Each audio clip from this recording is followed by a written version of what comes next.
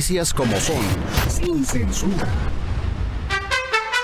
Yo no sé si lo había compartido con ustedes así abiertamente, pero hace unos años, orgullosamente me convertí en el productor y director de un largometraje sobre la deportación masiva de mexicanos y mexicanoamericanos durante la Gran Depresión el siglo pasado. De aquí de Estados Unidos los mandaron a México.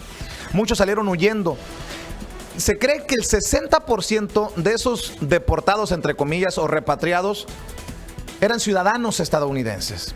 Pero en aquel entonces, como pareciera que vamos entrando a una nueva etapa aquí en Estados Unidos, regresando al pasado, no se consideraba necesariamente como verdaderos americanos a esos mexicanoamericanos y a esos mexicanos legales en Estados Unidos. Ya voy a platicar en unos minutos con el profesor Saúl Fernando Alanís Enciso, investigador, historiador del Colegio de San Luis Potosí, para hablar de las similitudes, porque no es coincidencia, ojo, no es coincidencia que Donald Trump hable de primero América, primero los americanos. En aquel entonces, el presidente republicano Hoover decía real jobs, American jobs for real Americans, American jobs for real Americans. Imagínese usted, no es coincidencia este discurso, no es coincidencia el pánico, el miedo, la incertidumbre provocada en nuestra gente. No es coincidencia Donald Trump y lo que dice. Por eso voy a platicar con él en solo unos minutos, directamente hasta San Luis Potosí, así que al pendiente. Pero antes, quiero presentarle cómo le salió el tiro por la culata. Vea y escuche cómo le salió el tiro por la culata al presidente nacional del PRI, que fue a Nueva York a disque reunírsela con la comunidad migrante para ofrecer el respaldo del PRI a estos paisanos. Y vea nada más cómo los paisanos lo encararon. Y es con justa razón, porque muchos están aquí por culpa del PRI. Son centroamericanos, sudamericanos que pasan por territorio mexicano y son desaparecidos en México. No son solo 26,000 ni 28,000 desaparecidos en México, son más de 100,000 desaparecidos. Esas cifras ustedes no las conocen, esas cifras tampoco él las va a venir a decir. En 1968, la matanza que hubo en Tlatelolco, fue el gobierno quien desapareció y asesinó a los estudiantes. Ahora, con Ayotzinapa, quiere hacer lo mismo, pero no contaban con la palabra de los padres. Somos humildes, no aceptamos el dinero que ofreció el gobierno mexicano a los padres. No lo aceptamos. También quiero decirles, aquí ustedes presentes, que en cierta forma hemos sido hostigados. Los padres allá en México han sido, cuando se trasladan de un lado a otro, han sido amenazados, han tratado de sacarlos de la carretera. Pero, delante de ustedes, les vuelvo a decir, como se lo dije al señor Gómez Piquerín, si alguno de los padres o familiares o a mi persona nos pasa algo, el culpable es el gobierno. Porque no nos vamos a cansar, como Murillo Karam se cansó con la presión que tenía. Queremos el regreso de nuestros 43 hijos y juicio político y castigo a los culpables. Eso es todo. Gracias. Quede claro que no venimos a participar, venimos a exigir que la presentación con vida de los 43 estudiantes y el respeto al pueblo mexicano, algo que no está haciendo ni su gobierno ni su partido. Que quede claro eso. Porque, como dijo el compañero, es una situación ahí que se vive cuando el presidente del PRI es encarado por el padre de uno de los 43 normalistas desaparecidos de Ayotzinapa. Y eso es lo que representan, esa es la realidad. Escuchen nada más. La propuesta es desaparecer a tu partido, y no solo a tu partido, a toda la política, porque tú puedes meter a Juan y a Abraham ahorita, pero la realidad de las cosas está ahí diciendo y siempre va a pertenecer de ustedes. ¿Gustas quedarte aquí para la conferencia? Para que México avance, tiene que empezar tiene que empezar a combatir la corrupción. No, pero ustedes también necesitan dialogar con el gobierno. Ya lo hemos hecho. Esta es una universidad, y aquí se viene a dialogar. Es una universidad. Tú nos representas a todos. Nosotros somos el pueblo, nosotros somos la segunda economía para México, porque la gallina de los huevos de oro, como dijo Peña Nieto, se acabó. Y ahora están sobre nosotros, la comunidad emigrante, la que aportamos más al sistema corrupto de México. Nosotros somos, o si no lo saben ustedes, y no creo que lo sepan, nosotros no estamos aquí por diversión, ni por placer, estamos aquí porque somos desplazados. En México no hay nada. ¿Y qué les ofrecen a los que están siendo deportados? Puras mentiras, pero ellos sí, son demasiado ricos, demasiado ricos. Eso deberían de fijarse ustedes. Qué lástima que la Universidad de Columbia haya educado a ladrones como a ellos. Bueno, este es un ejercicio de diálogo y Quédense dialogando. Permítanos, por favor. Está viendo la situación que se vivió en el supuesto diálogo del presidente del PRI en Nueva York. La raza lo encaró y le dijo sus verdades al presidente del PRI en Nueva York, frente al cónsul general de México en Nueva York y toda la cosa, ¿eh? Como el compa que dijo, son cómplices del sistema. Y pues no le tocó más que aguantar vara. Aquí, que tengan corazón y una conciencia social muy grande, pero no como ese compa que habló. Y es un puñado de personas las que asistieron a este evento en la Universidad Columbia en Nueva York. Nada que ver con las miles de personas que se reunieron en la Placita Olvera ayer en Los Ángeles, California, para escuchar a Andrés Manuel López Obrador. Y no soy vocero de Andrés Manuel López Obrador. Luego me tiran a mí, me quieren tachar o juzgar. No. Yo aquí he sido muy crítico de Andrés Manuel López Obrador y espero que el próximo lunes que esté en Chicago no le saquen la vuelta a los organizadores y me sienten a dialogar con Andrés Manuel López Obrador, quien también es un político y también anda en gira en Estados Unidos. Estará el próximo lunes a las 6 de la tarde en la Benito Juárez High School de Pilsen, ahí por la Ashland y la Cermak. Y yo quiero platicar con Andrés Manuel López Obrador, pero le decía, la realidad es que la bienvenida a Andrés Manuel López Obrador no tiene nada que ver con esto que vivió el presidente del PRI en Nueva York. Escuchamos y vemos a López Obrador. Trabajadores, migrantes de México, de América Latina, del mundo. Me da mucho gusto estar con ustedes en esta histórica plaza. Estamos aquí para expresar nuestro apoyo sincero, nuestra solidaridad con todos los migrantes, con los trabajadores de México y de otros países que han venido a Estados Unidos a buscarse la vida. Los que vienen a Estados Unidos lo hacen por necesidad, no por gusto. Por eso merecen todo el respeto y toda la admiración de los seres humanos. Esta es una entrevista sin censura.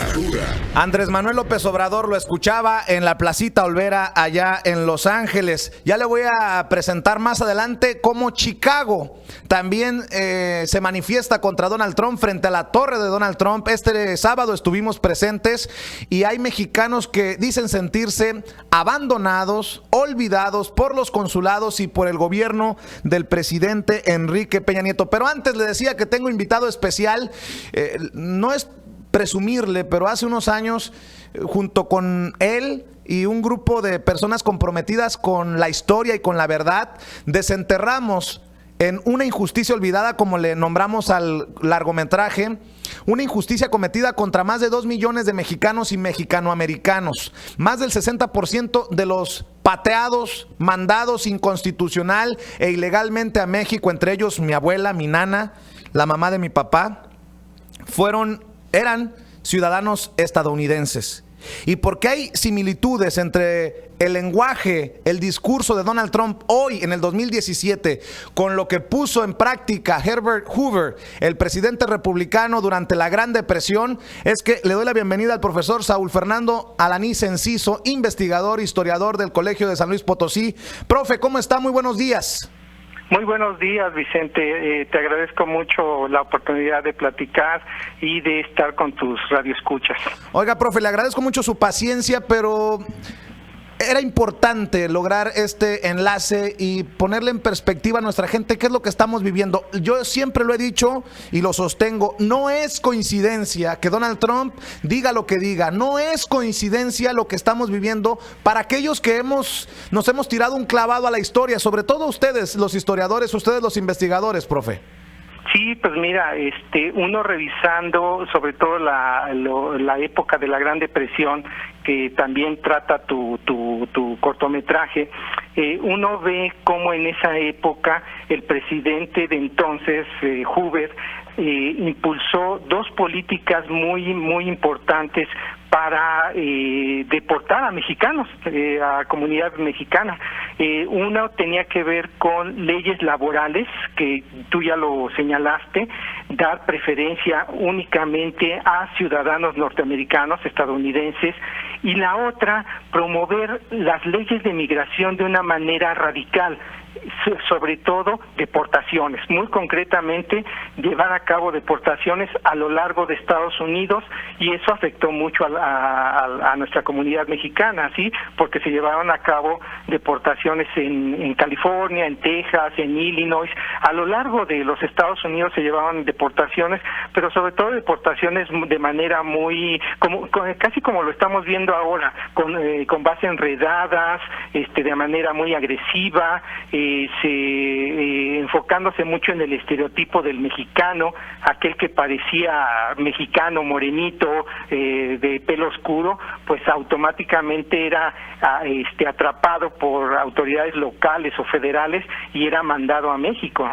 Profe, cuando Donald Trump dice primero América, primero los americanos, lo primero que se me vino a la mente a mí era ese eslogan utilizado por el gobierno durante la Gran Depresión de American Jobs for Real Americans. Pareciera que aquí todo el que luce como diferente, como extranjero, si hay un estereotipo del que luce diferente o el extranjero, no es visto necesariamente como parte de esta sociedad estadounidense, al menos por esa cúpula del poder en estos momentos.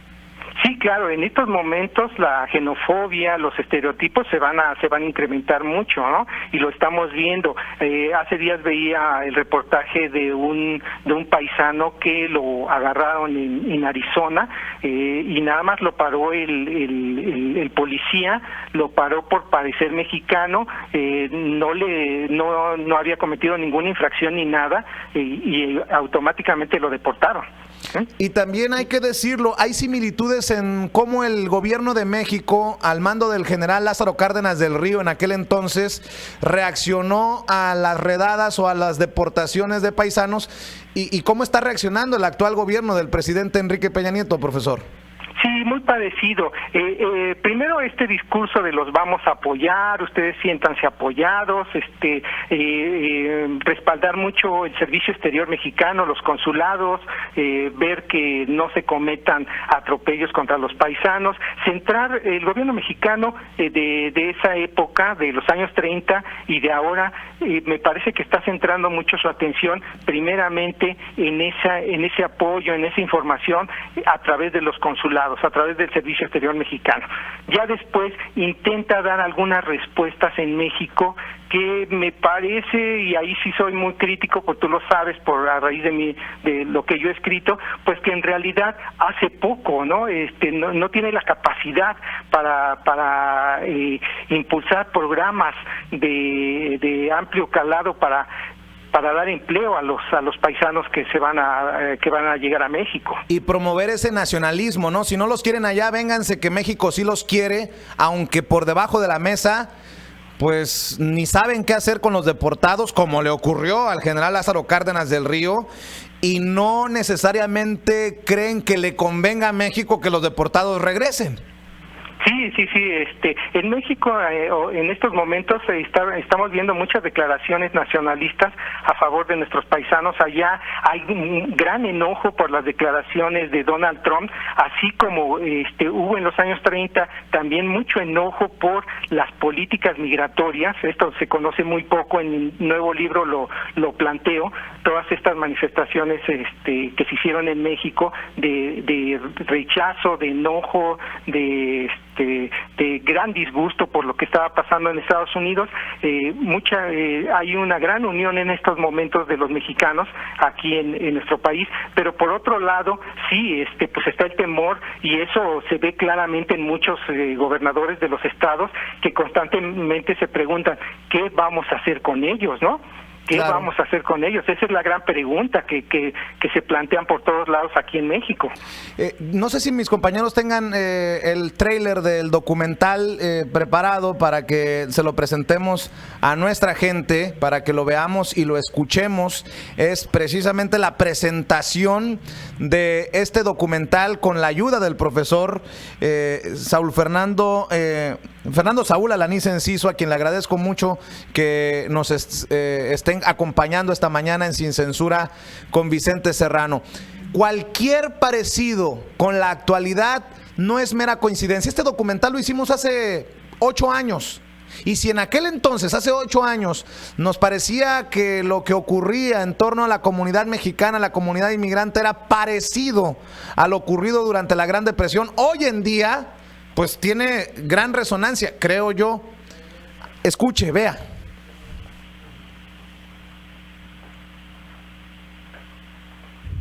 Yo nací el 18 de agosto.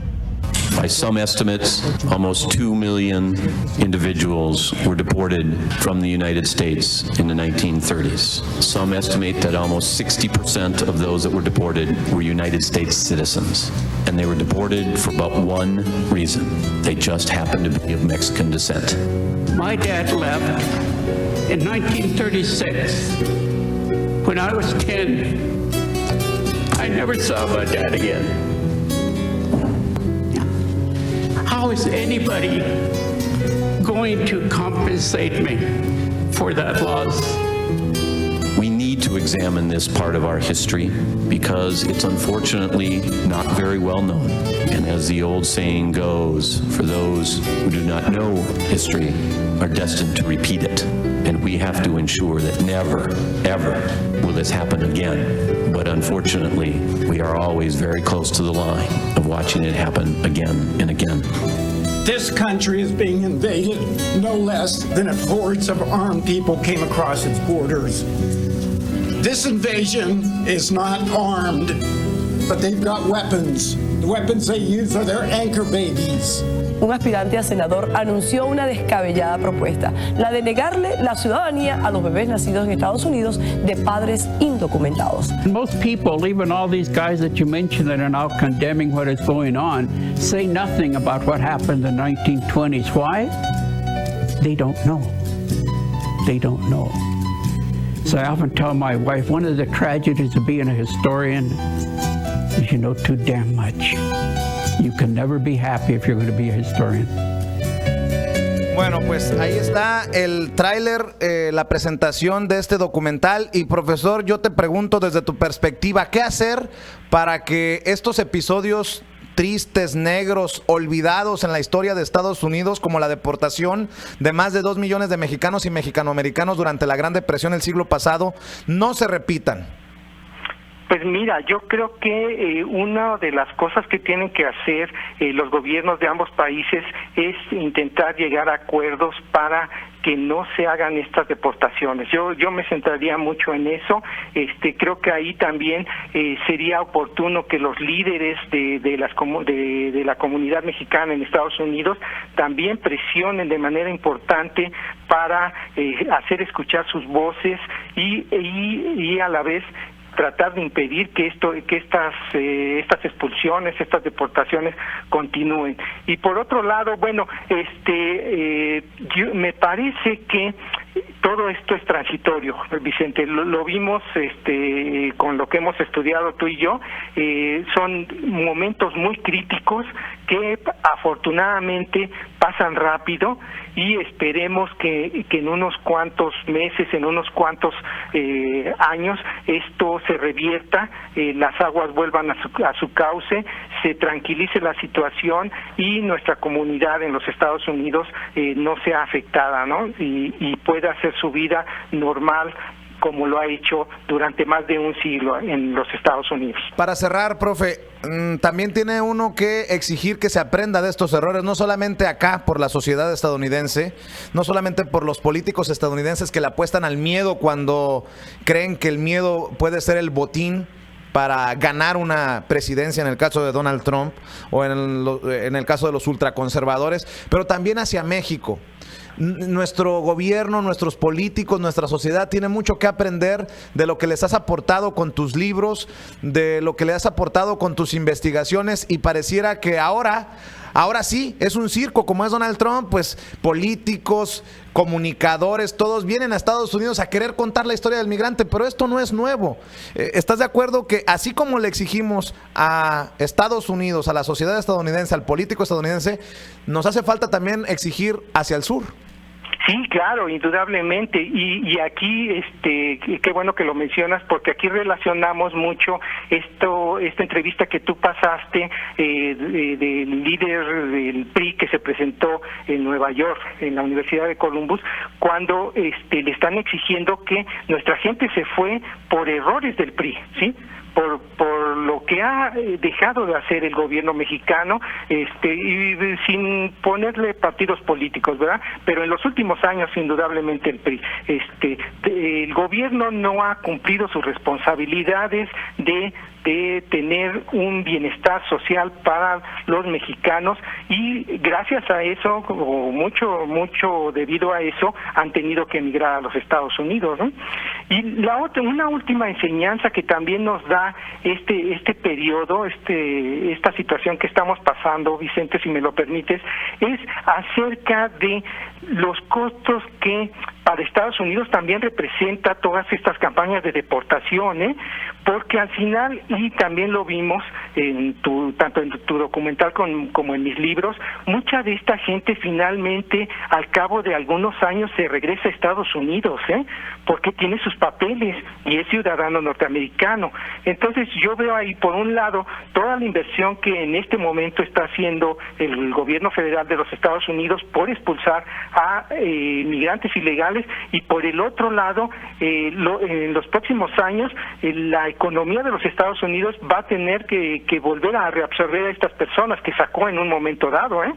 Oiga, profe, cuénteme cuáles son los nuevos libros, porque yo me quedé con las voces de la repatriación, pero ha sacado nuevos libros. Sí, acabo de sacar un nuevo libro que trata sobre toda la historia de la migración México-Estados Unidos desde el siglo XIX hasta el presente. Es un libro que se llama El ir y venir de los norteños. Lo acabamos de publicar hace 2-3 meses, y ahí se trata de los inicios de la migración desde el siglo XIX hasta el presente, ¿no? Cómo han sido las épocas más importantes, el programa Bracero, actualmente las cuestiones de la seguridad que determinan mucho la migración. Entonces es una historia muy completa de todo de los procesos más importantes de la historia migratoria de México a Estados Unidos. ¿Y dónde puede encontrar nuestra gente tus libros, profesor?